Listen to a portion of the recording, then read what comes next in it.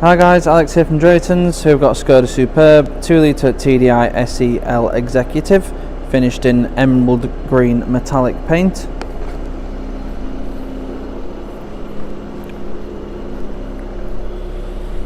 All the wheels and tyres are in good condition. These are 18-inch alloys.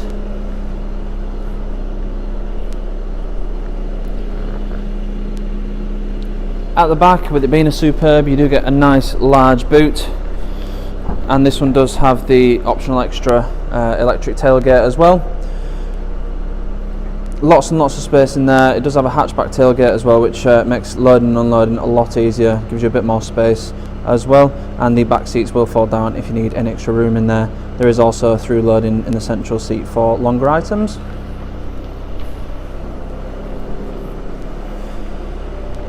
This car has got MOT until the 1st of the 12th 2022 and was last serviced at SKODA on the 17th of the 12th 2021.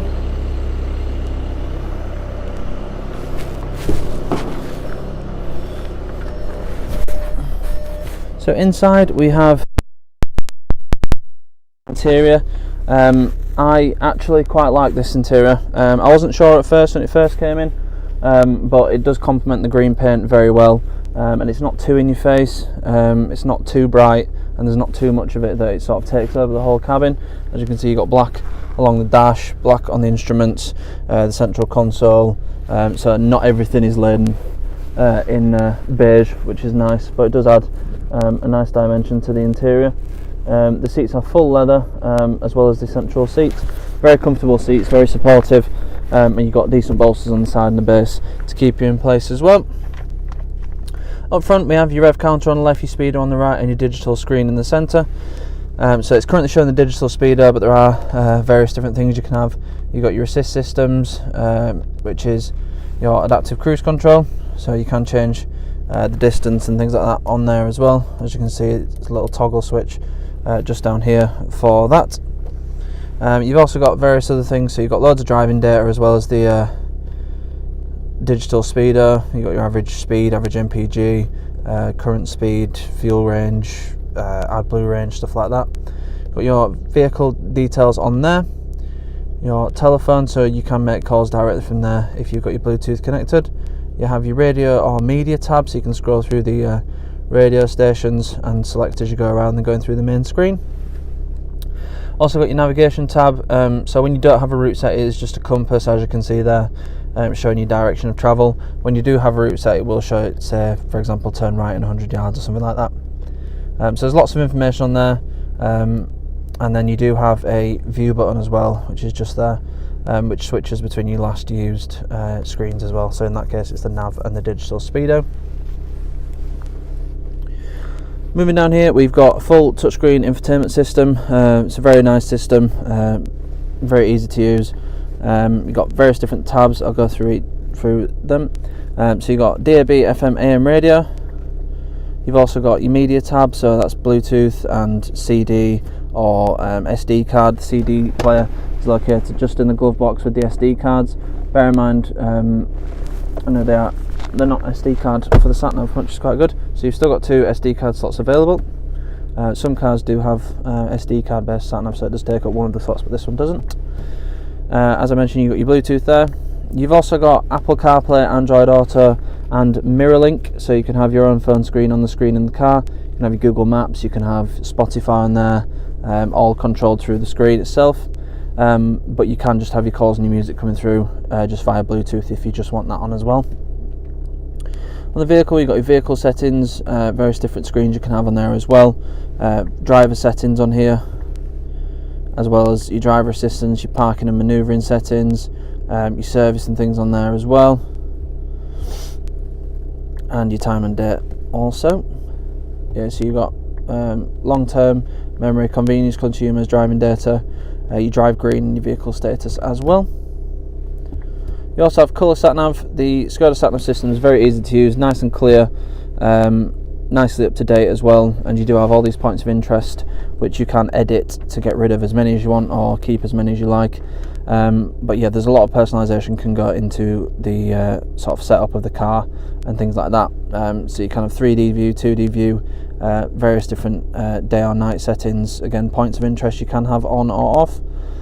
So if you want them all off, you can, and you can edit them on the points of interest tab here as well. If you go into that in more detail, you can turn all those on and off. As well as the colour sat nav, you also get live traffic updates. So just from loading it up now, it's loaded lots and lots, 48, all in the sort of surrounding area going outwards. So if you are doing a longer journey, or there's busy roads like the M25 for example, you can check on that and see what's going on. Things like Waze will be more up to date, but the system itself in the SKODA is very good at sort of picking up the traffic incidents and things like that.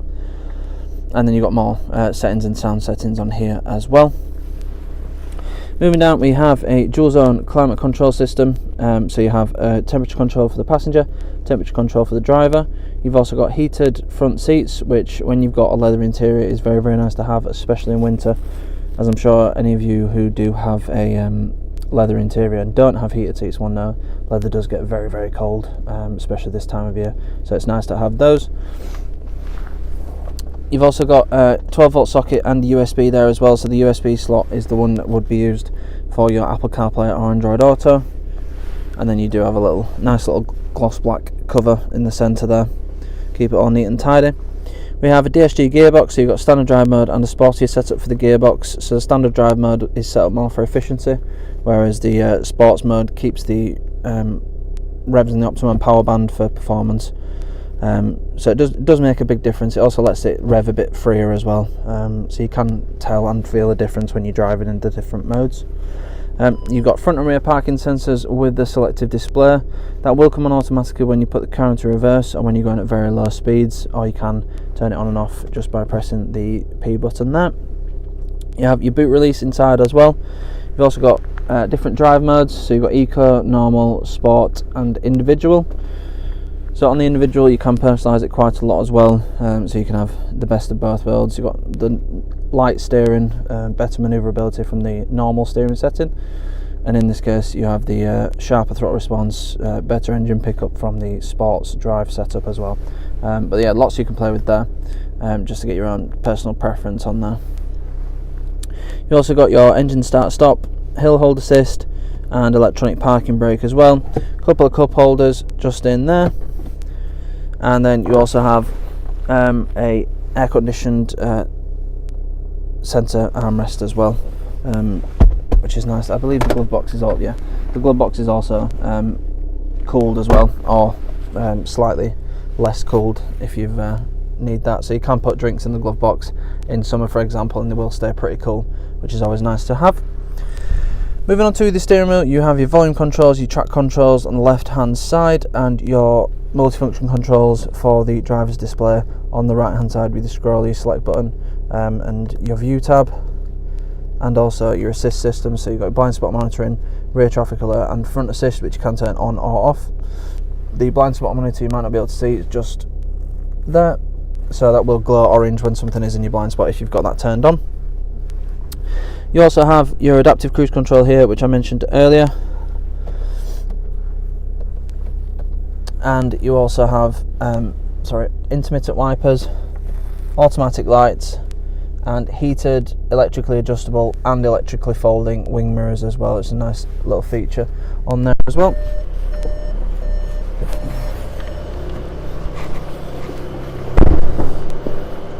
Moving to the back, as I mentioned, the beige leather continues. It's very nice quality, nice and hefty bit of leather, so it will last you quite a while without marking too much. And then you've got your through loading just here as well for your longer items if you need that.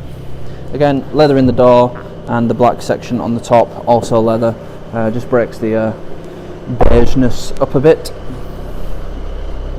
SKODA Superbs drive, as a general rule, very, very nicely. They're nicely fuel efficient, they've got a decent amount of power, and they're very, very practical. You've got loads of headroom in the back, you've got loads of boot space. There's not really a comparable sort of hatchback saloon that's got the same amount of space really, not that I can think of off the top of my head. This one will come with 6 months gold cover warranty, which can be extended for as little as £199 for an extra 6 months. We also have a range of finance options available, so if finance is something you're looking for, then we can help you out with that as well. If you need any more information on this car or any of the other cars we have in stock, please go to draytons.co.uk. Thank you.